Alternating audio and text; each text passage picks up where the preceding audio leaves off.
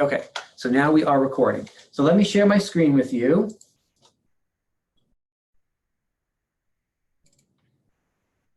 And so where you want to go is SBA, sorry, I'm going to show you exactly how I did it. I went to Google and I did Connecticut Department of Labor, right? And when you Google Connecticut Department of Labor and then click on that, what that returns, you go to the Connecticut Department of Labor site. Once you're there, hold on, I want to make sure that I'm not sure I can see my chat when I'm sharing my screen with you guys. So yeah, so if you have questions, you're going to have to unmute yourself and just interrupt me because I can't see the chat when I'm sharing my screen with you. Rick, why don't you just go through the process and save questions for after? Oh, my chat came up. I think I was just impatient. Okay, so now if you have questions, you can put them on the chat. And some of these that are not steps related, I'll come to and answer at the end. So once you're on this site, you're going to go down here to unemployment services. Everyone sees that, right? And click on, so it's under program services, unemployment services. So that brings you here, and unemployment benefits over here, right at the top, it says file your claim online. My guess is that at some point when they put the PUA, which is that the federal unemployment assistance program up, Dan's smiling because he knows I won't say the actual, what the P word actually means. Isn't that right, Dan? Mm-hmm.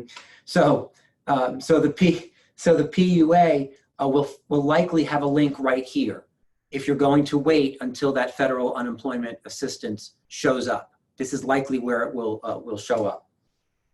But until then, if you choose to file a claim now, you'll click on filing a claim, and then you'll, here on the left in the purple, it says file your unemployment claim.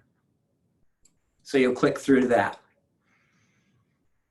If you're somebody who likes to read all the stuff, you can read all the stuff.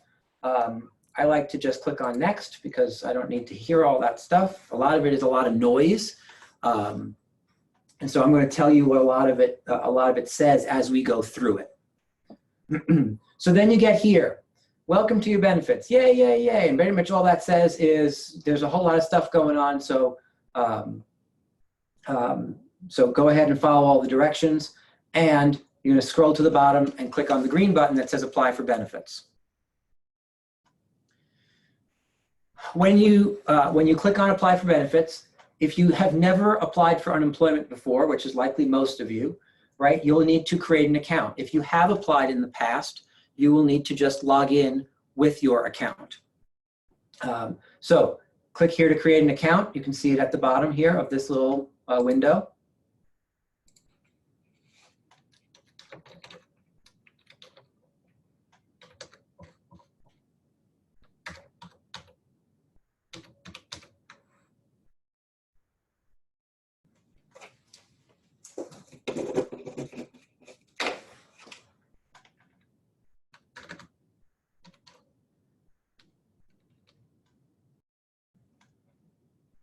Just in case anyone wants to steal my identity, I did not use my real Social Security number.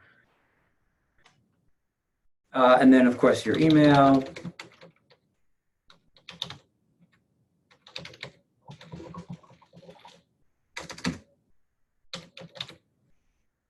And then you have to create a password. And I think it has to do all the fancy stuff with numbers and letters and capitals and all that stuff.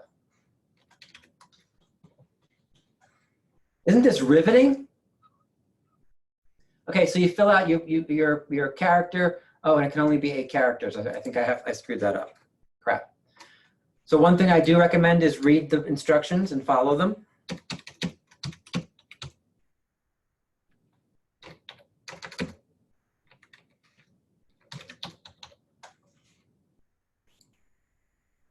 Okay, so now your account has now been created, and you click OK. And it pushes you to the actual questionnaire. And so I will, and I know that we're recording, so remember that if you attempt to, I'm going to say this 100 different times. I don't know 100% if what I'm showing you is 100% correct, right? I'm showing you what I believe to be the path forward on all of this with some of the questions, because some of them are a little tricky. If I get it wrong, I'm sorry up front. The good news is it's unlikely they will just say, sorry, you're out. They'll ask you some questions and ask you to correct, right? So has your employer given you a definite date to return to work? My answer to that would be no, because your employer is you, and you don't know when these restrictions will be lifted and the shutdown will end. And so there is no date in sight, right? So I would say no there, and then click on next. Now, you can see this is not a short application, right? You've got all this stuff that you have to go through. So let's cruise through it. The first thing you have to do is check this little box, because if you don't check the box, I don't know why they bother to tell you what the box is used for. They're going to share it with the American Job Center, and if you don't want them to do that, you can't file a claim. So you just click yes, because you don't have a choice. And then you go through and you fill out all the rest of your information, right?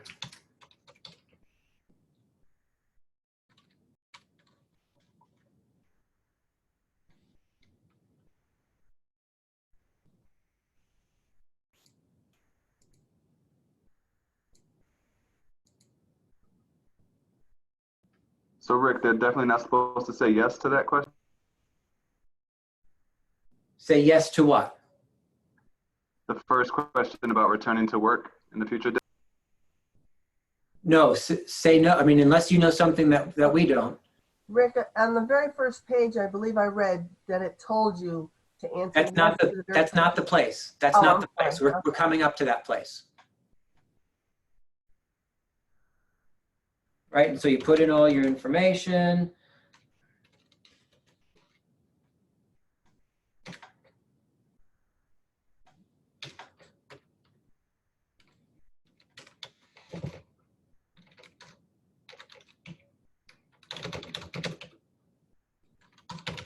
Okay, now here's the annoying thing about this. When you get to the bottom, you click save, and it asks you, is everything correct? So you say yes, and then it says, please note that you have only 5 days to finish this. And you have to do that every freaking time, because then you say close, and then you say next, and then it says again, are you sure the information's correct? And you say, yes, I'm sure. And then it reminds you yet again, oh, but you only have 5 days to complete this, so make sure it's all correct. So every single time you save at the bottom of the page, you've got to do that ridiculousness twice. Then it moves you on to the next page. So now we're into additional claim information. Have you worked in Connecticut for the last 2 years, right? In the last 2 years, yes. Have you worked in a state other than Connecticut? So you get to answer that question. My answer is no. Are you a U.S. citizen? Yes. Have you worked under, please list your name as listed on your social security card. So here is his tip number 1. If you have no idea how your name is listed on your social security card, get that before you start this process, right? My thought is, and again, I do not work for the Department of Labor, my thought is, if in fact you have no idea even where your social security card is, it's probably your first name, your middle name, and your last name. That's probably. And I think if you put your whole name in here and it's not exactly as it is, again, I don't think they automatically kick you out of unemployment, right? So just know that you need to have that information. And if you're not 100% sure, don't sweat it. Unless they call back and say, hey, you need to sweat this, right? So what does it look like?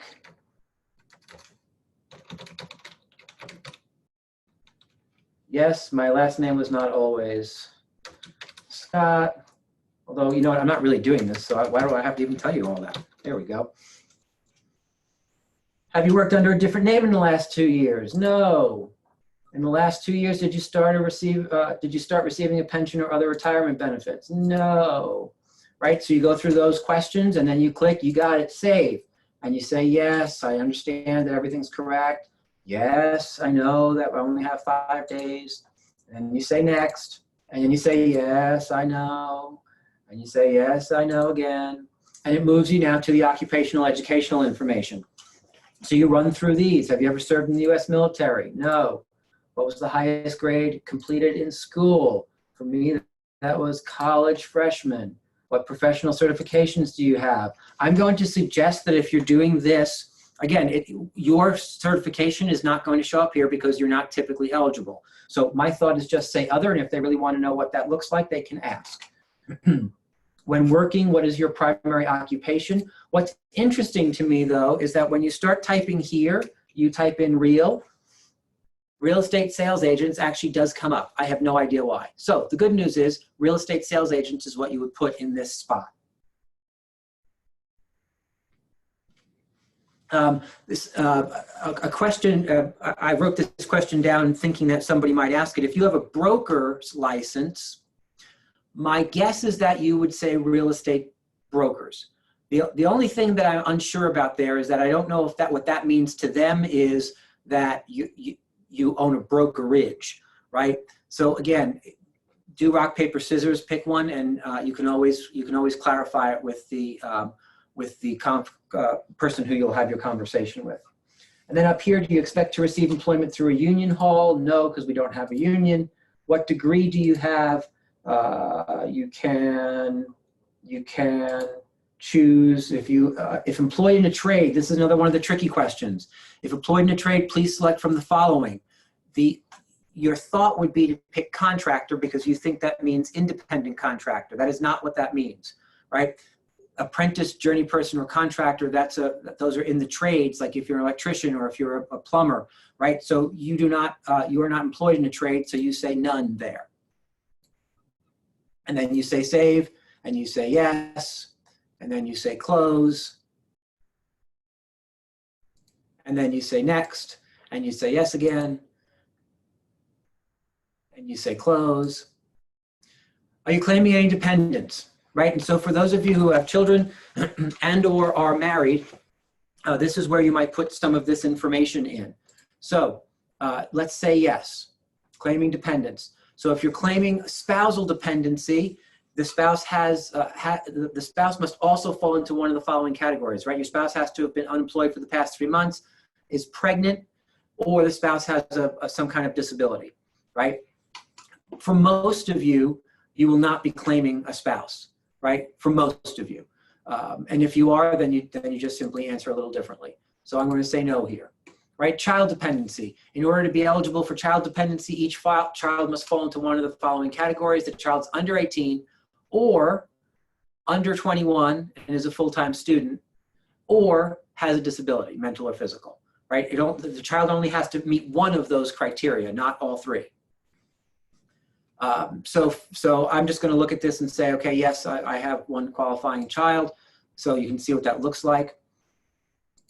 Number that actually qualify is 1. Okay, and so now you need to come up with some numbers. Your gross weekly wages when working. My answer to this for you would be have your 1099 out, right? You're all preparing to file your taxes anyway, so your 1099 should not be lost in a shuffle of paper. It should be readily available. Grab your 1099 and see what was reported to you as your total wages for last year. And so let's just say you earned $100,000 last year, right? That's what your 1099 was. So you divide that by 52 weeks and you get 1923 as your weekly wages. Everyone sees how I did that, yes? Okay. So just take your annual.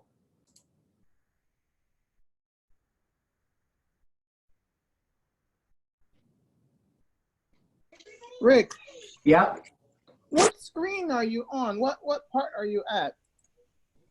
Eligibility questions or dependent information? Employment history? Dependent information right here. Oh, all that stuff didn't come up for me. Unfortunately, I can't answer the technical questions. You have to answer the questions specifically to have stuff come up. I only have one box. Yeah, again, I can't see your screen, and I unfortunately I can't play technical support on the DOL site. So do the best you can and follow along, and we'll figure it out on the tail end. Okay. So what are the gross weekly wages of your spouse or child's other parent? So again, if you are married and or not married, right? And so this question is for married persons and for divorced persons. If your child has another parent who is living, what's the gross weekly wages of that particular person, right? If they're not working, you enter 0. If they are working, you need to know what their gross weekly wages are. Okay, and so I'm not going to answer that. So then you fill in your child's name, right?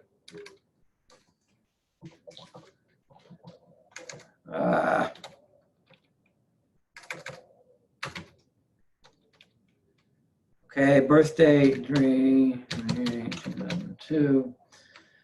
Relationship to you, your child. Does this child live with you? Yes. Does this child have a disability? No. Do you pay child support? No. Do you receive child support? No. Is the child a full-time student? Yes. Right? Now, your answers may be different from that, right? And so you'll see that if you answered no to full-time student, these other boxes don't pop up. So again, what pops up for you is dependent upon the answers that you gave previously, right? Name of the school, and child began current school, I don't know, what is that? September of 16, is that right? Okay, we'll just pick that. And date when child will finish this school. Oops. Right, so whatever. Make sense? And you click save, and you click yes, and you click close, and you click next, and you click yes, and you click close. All right, you see how this all goes over and over again. And now we're up to eligibility questions. Are you able, available, and actively seeking full-time work? This is the question that somebody asked about earlier. You must answer yes to this question or your claim goes nowhere. Are you able, available, and actively seeking full-time work? Now, understand that one of the things that I read was people are weirded out by saying yes to that if they're not actually going and searching for a different job. And they're afraid to lie on this application. And the information that I read says the Department of Labor understands right now that you have to say yes to this to move it forward, and that for most people, there aren't even many jobs to go out and try and seek. So they get it. Right? They get it. They're the ones who said this has to be yes. As referenced by whoever said that before, on the very first page, it said you have to answer yes to one of these questions. This is the question. So are you available, able, and actively seeking full-time work? You bet your bippy I am. Are you attending school or a training program? My thought for you is no. I know you're all on trainings every day on Zoom. That's not really what that means. Right? So I would answer no to that. Did you workers' compensation? No. Are you self-employed? Yes. If yes, is your self-employment full-time or part-time? You'll have to decide what you answer there, right? For many of you on this call, you are a full-time real estate agent, right? If you're not a full-time real estate agent, answer that honestly. But if you are a full-time real estate agent, then tell them full-time. Have you been an officer of a corporation within the last 2 years? For many of you, that will be no. If the answer is yes, answer that and then whatever comes from that. Have you worked for the federal government? Most of us are no. Have you served in the armed forces? I think I answered that once already. Still no. Have you worked for an educational institution? No. Are you a construction worker? I kind of thought would be fun if they said, are you a construction worker? Are you a police officer? Are you an Indian chief? Have you ever belonged to the village people? I thought that was kind of a fun path of questions. Am I dating myself by talking about the village people? For anyone who's young, that's YMCA, right? Hey Dan, see if you can find YMCA for the exit music. Are you a construction worker? No. Are you a member of a union? No. Save. Yes.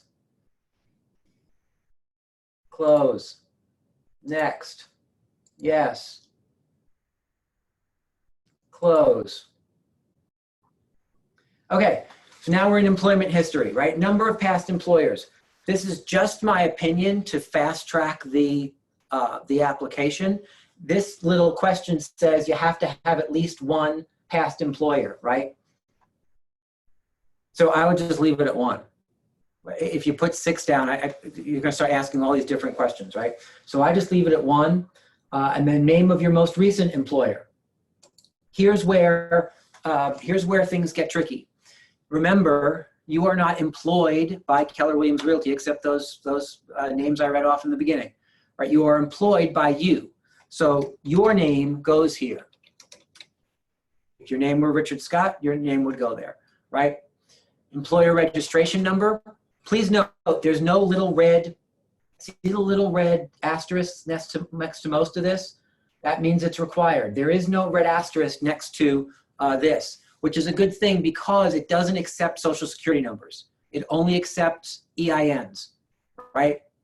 Now, it's likely that many of you don't have employer registration numbers or EINs for yourself, right? For some of you, if you get paid through an LLC, right? Because some of you are brokers and you get paid through an LLC, your LLC would go here because that's the, again, this is to the best of my knowledge and understanding, your LLC would go here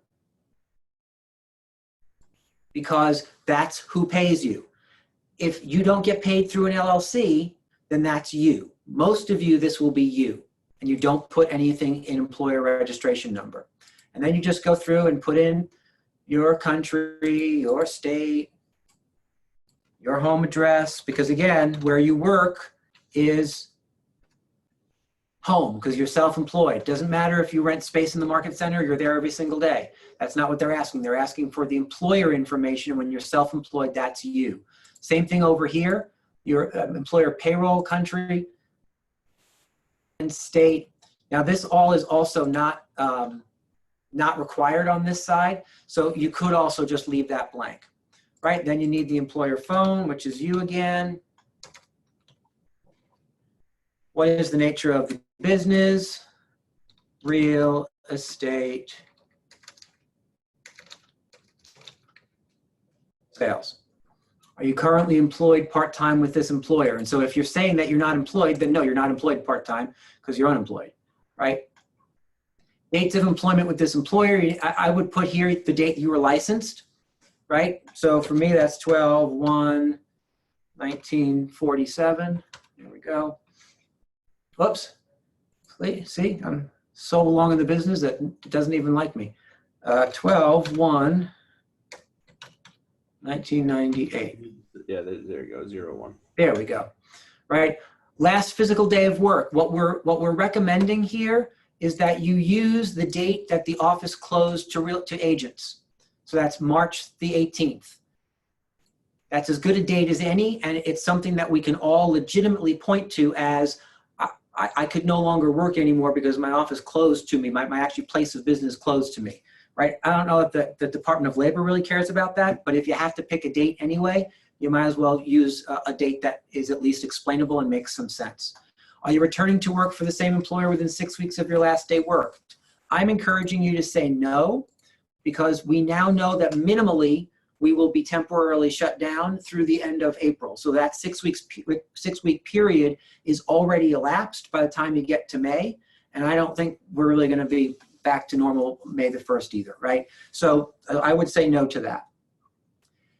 If you work during the last week, right? So the week ending tomorrow, please provide gross wages you earned during that time frame. Now, you have to tell the truth, right? Because people, they know what you make, because we have to report all that stuff to the government. So don't lie. If you had a closing in the past week, put in those gross wages. Put in what you earned, right? That would be the check that was written to you, what you earned in that time period. If you had no closings, then put 0. But if you had closings, put in that you had some income. That doesn't necessarily kick you out of the system, because you're filing for future loss, right? Because you don't expect to have closings in the future. Now, this is a question I'll answer right here, because I know it'll come up. If in fact you have a closing next week, I would encourage you to, and you didn't have one this week, put in 0 here. And then once they approve the claim, they'll go back and say, okay, if you had any other income during this time period, you need to report that to us, and it may change your benefits, or you may have to pay back benefits at a later date. So all of that will be explained to you if and when your claim is validated and approved. So I'm just going to say I didn't have a closing last week. This is important here. What were the gross earnings with this job in the last 6 months of employment? So one of the things that you need to have before you start this process is you need to know from October 1st through today, what were your gross earnings? How much did you earn? Right, so go back and look at what that income was, so you have that number ready for here. And so I'm going to say, I earned $50,000. Total number of hours worked if you worked during this week. And if you didn't work, you're saying you're unemployed, so 0. How many hours did you work during a typical work week? So we're real estate agents, so I'm going to put 90. No, I'm kidding. Put in 40 or 50, whatever that makes sense to you. How many days did you work during a typical week? Maybe say 6. Did or will you receive severance pay? No. Did or will you receive vacation pay? No. Did or will you receive any other payments? No. Reason for job separation. So here's another important one. I want you to use temporary shutdown. That's what we're being advised is the best path. So temporary shutdown is the reason for separation from job. Is this separation part of a mass layoff? The answer is no, right? Because it's asking about the employer. Is it a part of a mass layoff for the employer? And the answer is no, because for most of you, you're the only employee when you're self-employed. Click on save, click on yes, click on close. By the way, I can't see my chat anymore. So if you guys are asking questions in the chat, I'm going to have to answer them separately because I can't see your questions anymore. Is the information correct? Yes. And close. Boy, Dan, they're dropping like flies. We're down to 116. It's like 15 people who said, this sucks and it's boring. Why am I watching this crap? I couldn't agree more. Okay, so for the purpose of finding facts necessary to make a determination of eligibility may be necessary for a paper or interview or a hearing to be conducted. And so these 2 questions are about if they need to talk to you, which is likely. So just recognize that it's likely someone's going to need to ask you some questions because it's not typical for you to receive these benefits. They need to know a couple of things. Do you have any accommodations that need to be made? Can you read, or do you need someone to read for you? Do you have physical, hearing, or visual impairments? So I'm going to say, no, I don't need any assistance. And then the second question, do you need an interpreter? Okay? So any employment benefits you receive are taxable, right? 10% federal income tax and 3% for state. You can have withholdings taken out of your unemployment if you so choose. That's what this question is asking. Do you want us to deduct taxes from your unemployment, or do you want to deal with that later? For those of you who are looking at this as replacement income, you may want to just deal with the taxes later on, right? So if you're looking to have more cash come to you sooner, then defer the taxes to later on. Just please remember that you still have to pay taxes on unemployment, 10% for the IRS and 3% for the state. If you want to play it a little safer and make sure that you're not in a jam later on when taxes become due, say yes, you do want them deducted. If not, say no. And then you have to authorize everyone to send you some dopey little booklet about unemployment electronically. So you click this little box that says, yes, please send that to me because I cannot wait to read it from cover to cover. And then you click save and yes, and close and next and yes, and close. And now you get to this page. This page is a really simple page. Don't be confused by it, and don't make it don't allow it to trip you up. I say that because the first time I did this morning, I spent more time on this page than any other page because I couldn't figure out what they were asking us for. What they're also ultimately asking you to do is certify by clicking this box that you get unemployment benefits one of two ways. They either send you a debit card or they do a direct deposit into your bank account. So all you're saying by clicking this box is, I get it, I have two choices, I have to pick one later on. So you click that box. All of this, just ignore it because it doesn't much matter. And all these little links don't tell you anything that you really need to know. So click on that little box right here, and scroll down and do save. And then do yes, and then do close, and then do next, and then do yes, and then do close. See if you can find that in the song, Dan. That's kind of a catchy tune, right?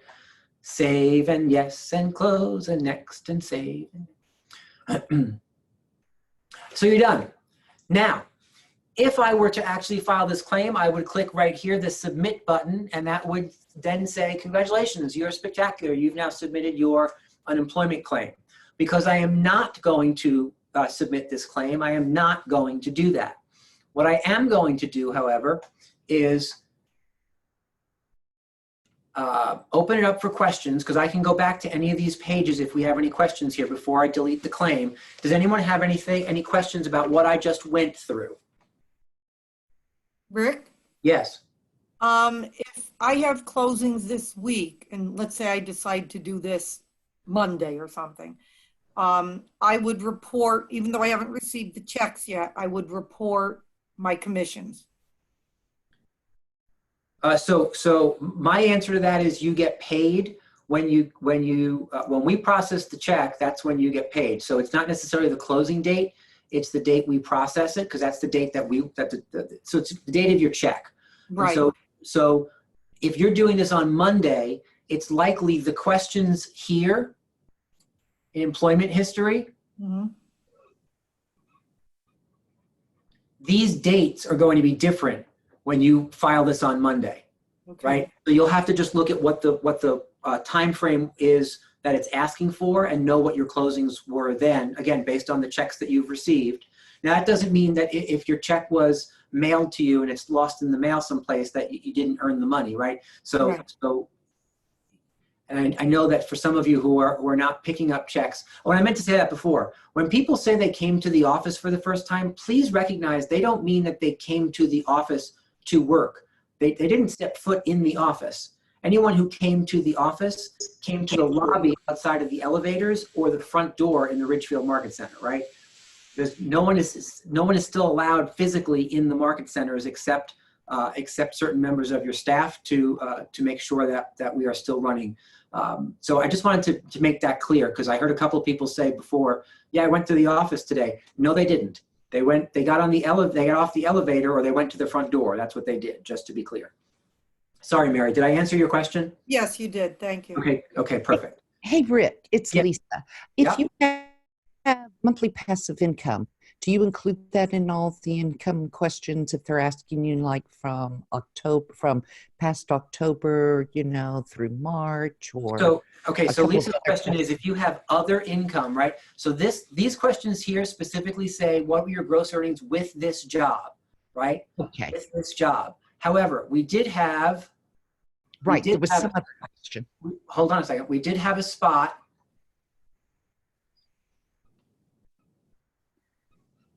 Let me just find it. We did have a spot.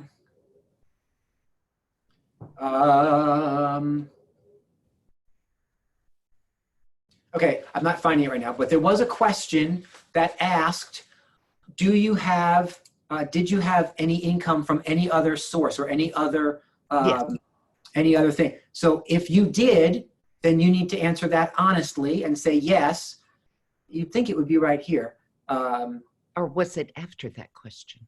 I don't remember. So, but we all know what I'm talking about, right? But So the answer is so- yes. And So put those numbers. if the answer is yes, it probably will open up another box asking you where did that income come from and what was that income, right? I do not encourage you to lie. I encourage you to answer every single thing on here honestly, because like I tell my kids all the time, when you lie or cheat or cut corners, you always get caught. So don't do that, right? Rick, What else? Yes. Rick, it's Alice. Do you think that if in that particular case, you have to include Social Security benefits? That is an excellent question, Alice. What I would say is I would include it, and if they don't count, then DOL will eliminate them from counting against you. I don't know if they count or not in terms of my understanding is that, I don't really have a clear understanding about that. So, Okay. so I would include them. And then again, in that conversation, you would, or when we finish here, Google, can I file unemployment if I am receiving Social Security benefits in Connecticut? And you'll likely get some answers on there. Okay. My great. husband just did it yesterday, and he had to add that he is getting Social Security benefits. Excellent. So thank you for that. And that was in that same spot, Christine, where are you receiving income from any other source? Yes, it is. Okay, perfect. Rick, Okay. Thank Yes. you. Nancy Mandy, question for you regarding gross earnings. Are they talking about taxable earnings, or are they talking about, in our case, gross commissions? So great question. And what I believe to be the answer there is taxable earnings, because you can't be, hold on, I'm getting an echo. Let me,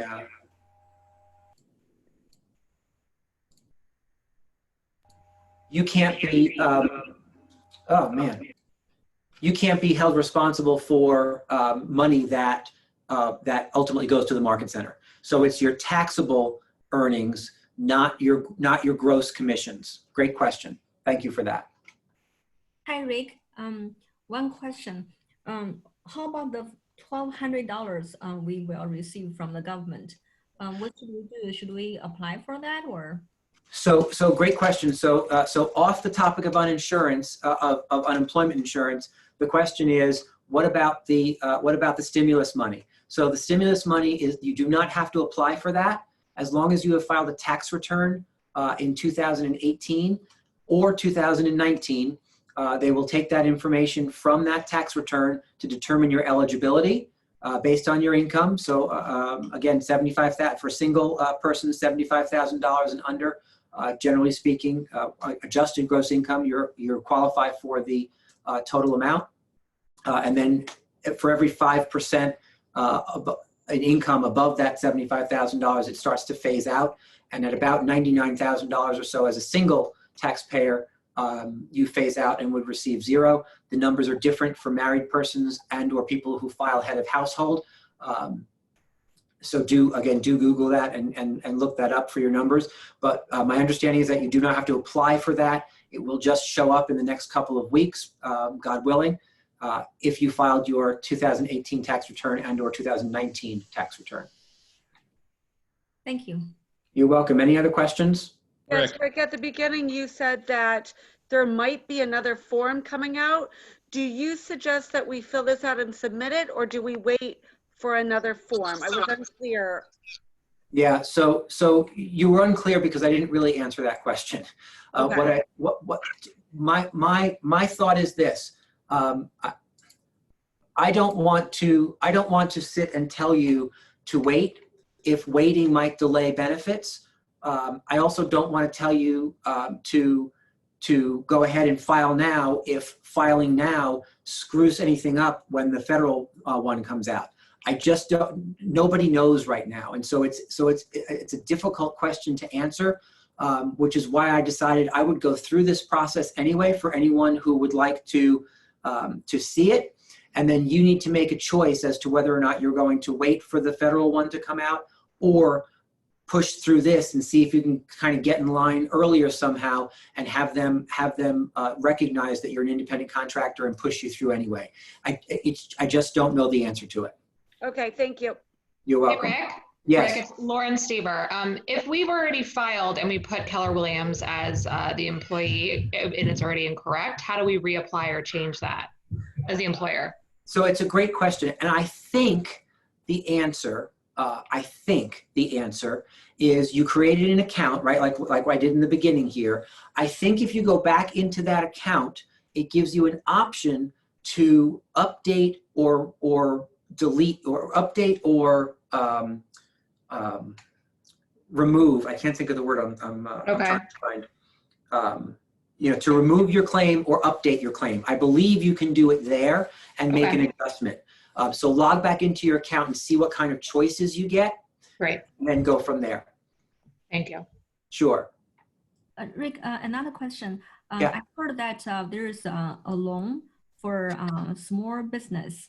I'm just wondering if somebody who has LLC, for example, are they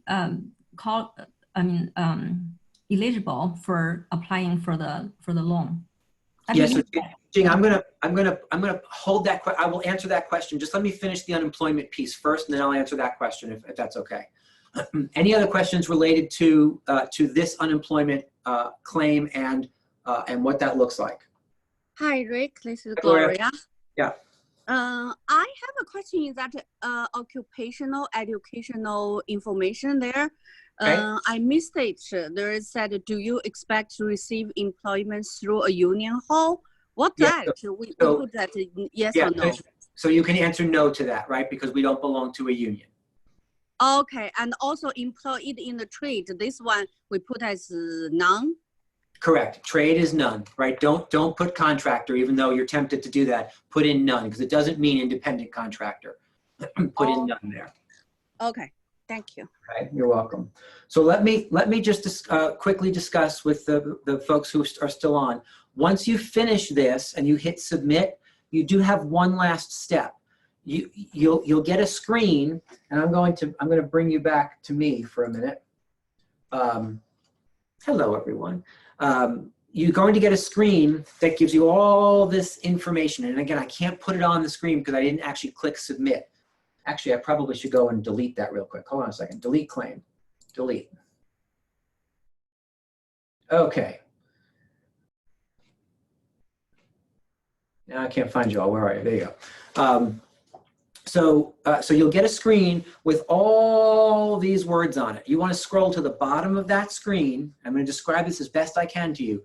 The bottom of that screen, there are two links. One of them says click here for something, and another one says click here to create an account for like the Department of Labor. And you'd kind of think that, I thought I just did that. You don't. You have to create another account in their system to delineate between getting the debit card and the direct deposit, and then that's in that system it takes all of your direct deposit information. So at the very bottom you're going to scroll there and click here for creating another account for the Department of Labor or something or other. That then brings you to a screen where it'll give you two options and then a third in a triangle underneath that. The two options are not your choices, because it says if you already have an account. For this particular screen, you don't have an account. That's what's confusing about it. You want to go to the middle one on the bottom of that triangle of those three options and say create an account, right? So you'll put in your crap. You know what? I think I'm wrong. I'm sorry. I think it's actually the upper left of the triangle that says create account. You want to do, it says claimant, right?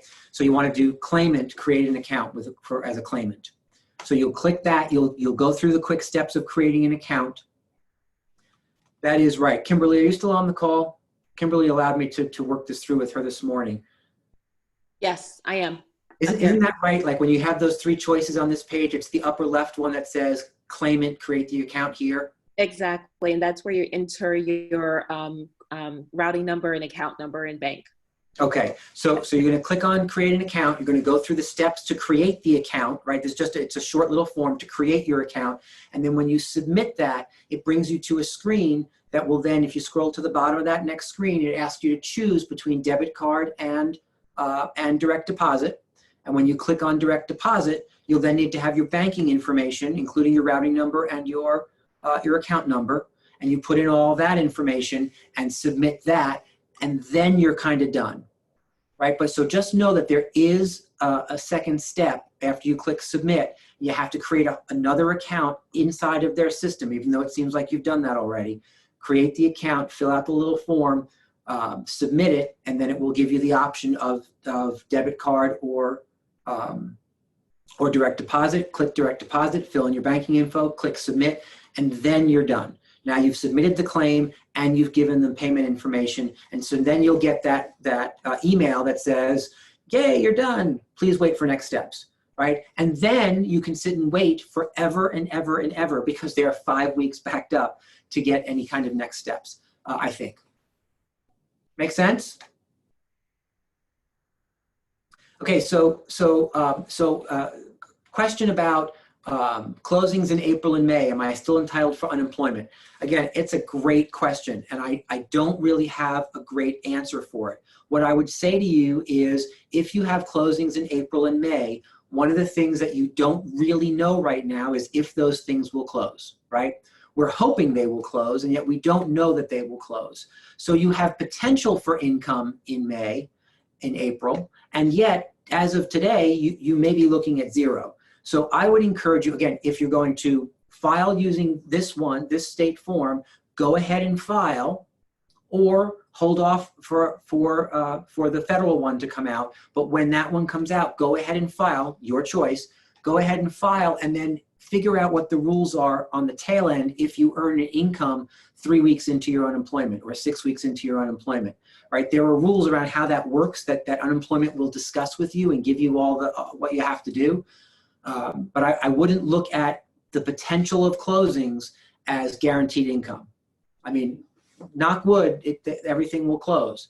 But my answer would be I would still look at an opportunity to file just in case. Worst case scenario, you receive it, you get enough closings, it invalidates your unemployment, and you give the unemployment back, right? I'd rather you be ready and have it available if in fact something goes sideways on you than wait until then and then start the process. If that helps. Would that include passive income?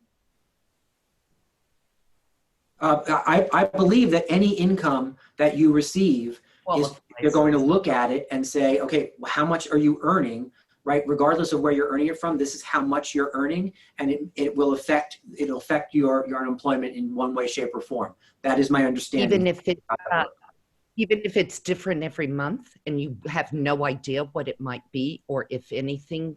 Yeah, you'll report backwards, right? Unemployment is always a look back. Did you search for work this past week? Did you earn anything this past week? So it's always a look back. So it can change. You know, our closings change each time we have a closing as well. So once someone says yes to you for unemployment, again, they'll ask you every single week, did you earn money? And then you will have to say, yes, I earned this much money and here's where it came from. And then they'll come back and say, okay, because you earned that money, it invalidates your employment for that week. So if you got it, you have to give it back, or you have to give it back later, or I'm not exactly sure how that part works.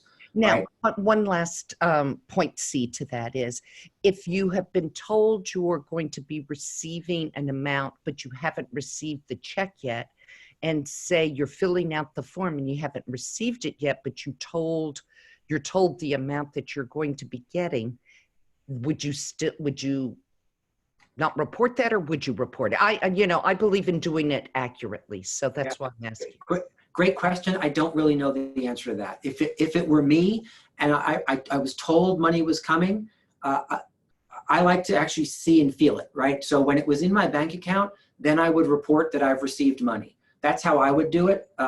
Again, that may be open to interpretation. It's a great question for an unemployment person if you're having that conversation with them. I would say when the money actually showed up in my hands and I put it in my bank, that's when I believe I've now earned it, and so I'm going to report it at that time.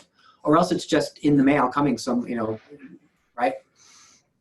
Anything else before we finish? I know we've been on for long. I know this is dreadfully boring. I'm just hopeful that it's somewhat helpful to get you to a point of having some basic understanding of what this might look like, knowing full well that those of you who choose to wait for the federal unemployment assistance actual website in Connecticut to come out to apply, it may have the same questions. It may be completely different.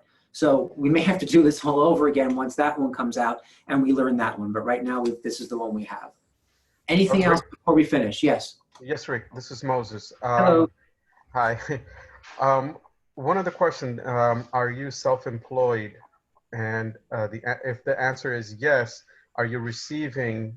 What was the answer? Is it I am self-employed because independent contractor? So I got to say yes. Yep. Okay. Thank you. You're welcome. Anybody else? Going once? Thank you, Rick. Thank you. You're quite welcome. So here's my wrap up. We'll continue to monitor this. We'll continue to look for guidance from NAR and from CTR. We'll continue to do as much as we possibly can to get you up-to-date and accurate information. You do have to make a choice. Oh, and you know what? I'm sorry. I know some of you are dumping. I didn't answer Jing's question. Let me answer Jing's question about the other opportunities. The SBA does have some programs that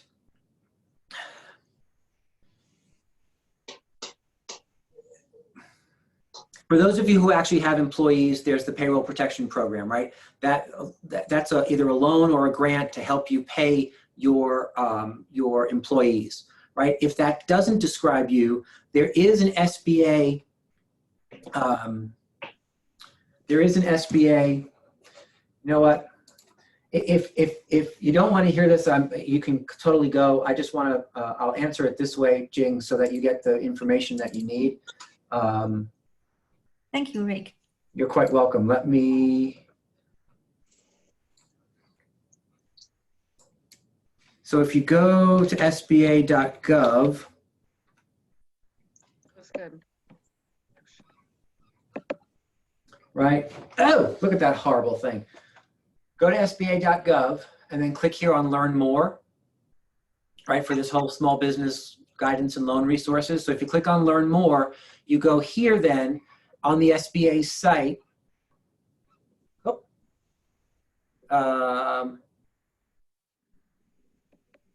Sorry, right here to funding options.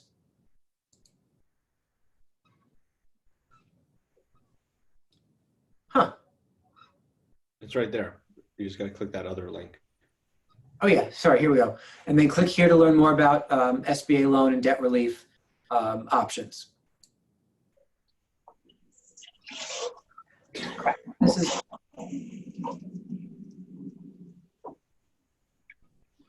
okay. So let me go back and tell you where I went. See up top here, this is the faster way to it, right? Apply for an economic injury disaster loan. So if there are opportunities for small business owners, including independent contractors who meet certain eligibility, to apply for a loan and or a grant. However, the grant, I personally think that independent contractors are going to have a hard time justifying the grant, because the grant is supposed to be used only for payroll purposes, rent purposes, mortgage payment, or payroll expenses, right? And so I guess one could make the argument that as an independent contractor, you're paying your own payroll. Again, I don't know how well that's going to go over. And so you do have this opportunity here to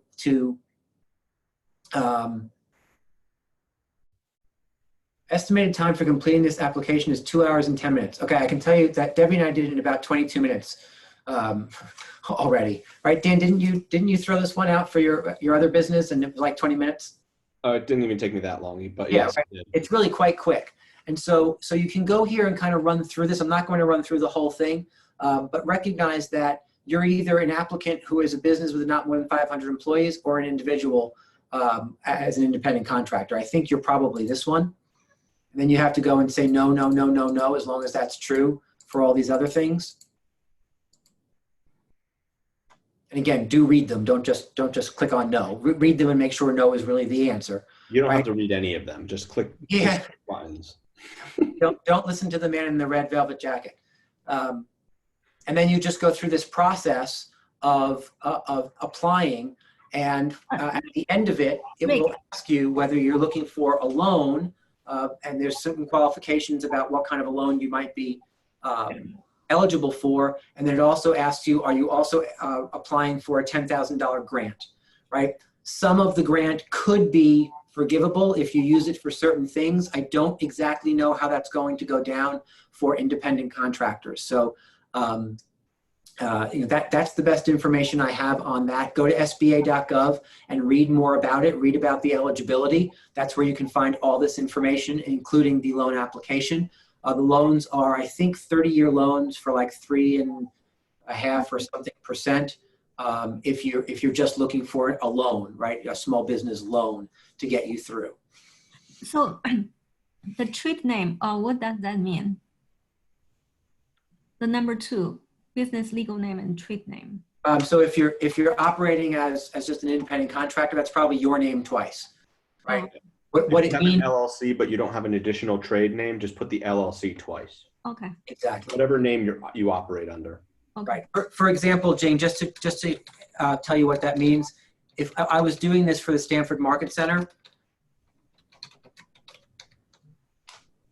our business legal name is Fairfield, Prestige Properties of Fairfield County LLC. The trade name is Keller Williams Prestige Properties. That's the difference there.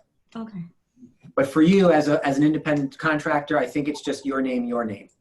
right? Thank you. So that's the answer to that question.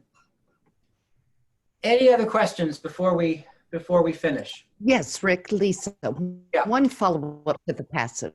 In that one question where you put in self-employed and then the question asks you, will you be receiving, income, or do you anticipate receiving income?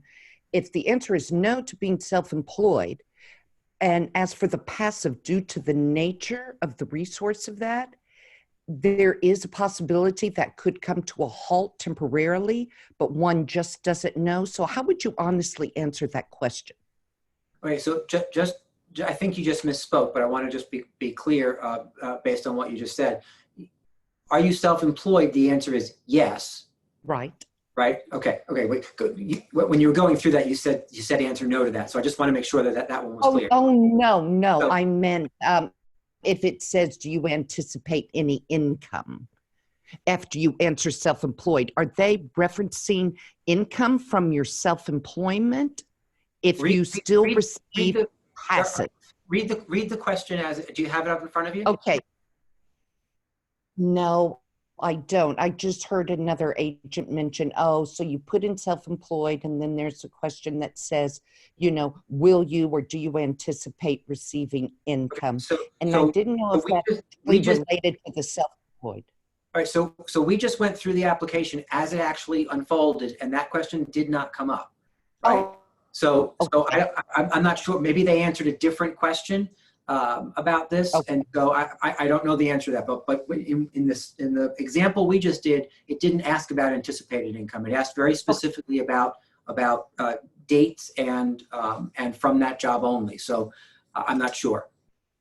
Okay, question, great. where can I find the record? Where can I find the recording? The recording is going to be posted tomorrow morning, and we'll send you the link. Any other questions before we finish?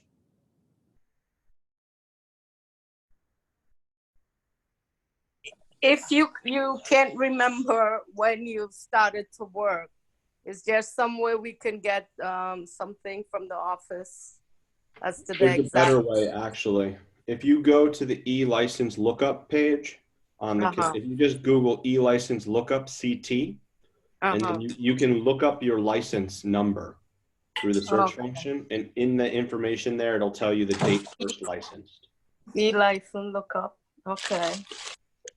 The letter E, the word license, the word lookup, CT. Okay. and then you just search for your name, and your Mhm. license will come up, and it'll show the date first licensed, and you can use that date. Okay, thanks. Thank you, Rick. You're welcome. Thank you. Good I'm night, gonna everybody. I'm dedicating this song to you. Thank you Thank- very much, Thank you, Rick. That Rick. was long, Thank you. long and well-deserved information. Yes, thank you, Bye, Rick. everybody. Thank you, Rick. Rick. Thank you. Bye. Thank you. Bye. Bye. Thank you.